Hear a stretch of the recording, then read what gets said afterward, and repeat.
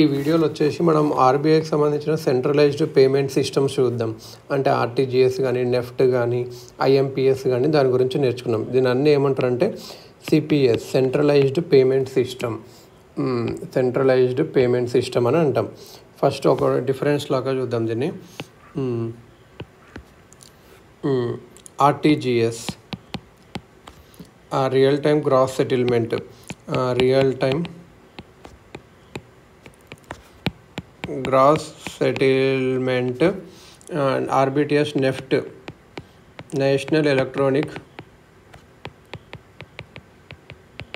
Fund transfer, IMPS immediate payment to service. Transfer amount వచ్చేసి minimum ఆర్టీజీఎస్లో దీంట్లో 2 lakhs నుంచి 2000 crores అలా ఒక లిమిట్స్ మారుతూ ఉంటాయి. సో ఇది ఎక్కువ అని చెప్పొచ్చు. ఆర్టీజీఎస్ 200,000 crores 2 lakhs నుంచి అని చెప్పొచ్చు మినిమం. ఇది 10 lakhs వరకే. నిఫ్టీ అనేది అప్ టు 10 lakhs అంటే ఇది కొద్దిగా తక్కువ, మీడియం లెవెల్ అన్నట్టు. ఇదేమో 1 lakh నుంచి 2 lakhs ఇది అన్నట్టు. 5 lakh కొద్దిగా ఇది తక్కువ అన్నట్టు. ఐఎంపిఎస్ చాలా తక్కువ. సో ఆర్టీజీఎస్ ఎక్కువ అన్నట్టు. టార్గెట్ కస్టమర్స్ ఎవరు? ఆర్టీజీఎస్లో ఎక్కువ బిజినెస్ మ్యాన్ ఉంటారు. Real time gross settlement businessmans ఎక్కువ ఉంటారు. హై వాల్యూ ట్రాన్సాక్షన్స్ ఇన్స్టెంట్గా జరగాలి అంటే. ఇక్కడ వచ్చేసి ఆర్డినరీ రీటైల్ కస్టమర్స్ ఉంటారు. సెటిల్మెంట్గా ఇది ఇన్స్టెంట్గా ఉంటుంది.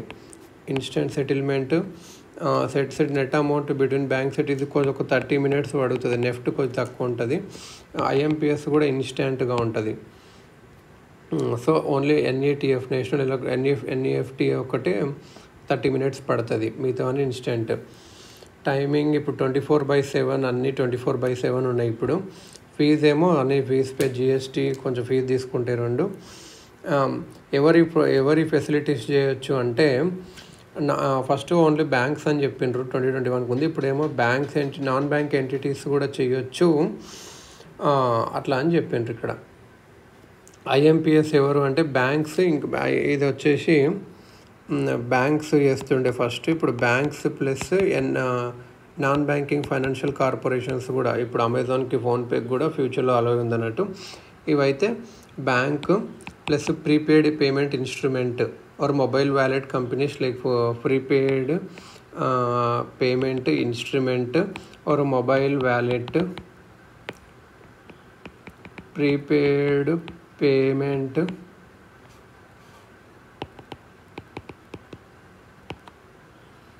इंस्ट्रूमेंट और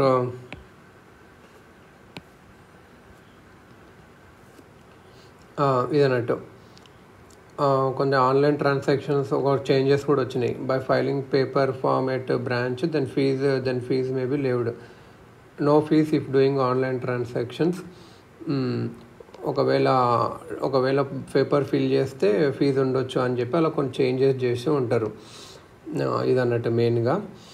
ఇప్పుడు వచ్చేసి ఐఎంపిఎస్లో ఎన్పిసిఐ, యూపీఐ, ఐఎంపిఎస్లో కొంచెం లిమిట్స్ పెంచుతున్నారు. అది ఉంటుంది అట్లా అన్నట్టు. IMPS daily money transfer limit పెంచుతూ ఉంటారు అప్పుడప్పుడు. UPI based mobile apps transaction limit కూడా, transaction limit for retail direct scheme for investment in G6 initial public offerings దాంట్లో కొన్ని దీనికి లిమిట్స్ పెంచుతారు అన్నట్టు. ఒకటి ఏంటంటే ఇంటరాపరబిలిటీ ప్రాబ్లం ఉంది. అంటే ఏంటంటే ఎబిలిటీ ఆఫ్ కస్టమర్స్, ఇంటరాపరబిలిటీ అంటే ఏంది, కస్టమర్స్కి ఒక వేరే ఈ ప్లాట్ఫామ్స్కి మనీ పంపించడానికి రాదు. ఇప్పుడు గూగుల్ పే నుంచి ఫోన్పేకి రాదు. So legal complications under payment and settlement system act. So we don't have full legal complications వస్తాయి payment and settlement system act కింద. సో మనకు ఫుల్ ఇంటరాపరబిలిటీ లేదు.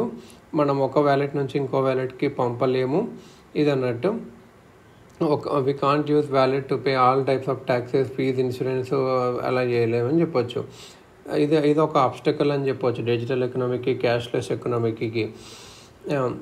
National payment corporation of India గురించి నేర్చుకుందాం ఇప్పుడు.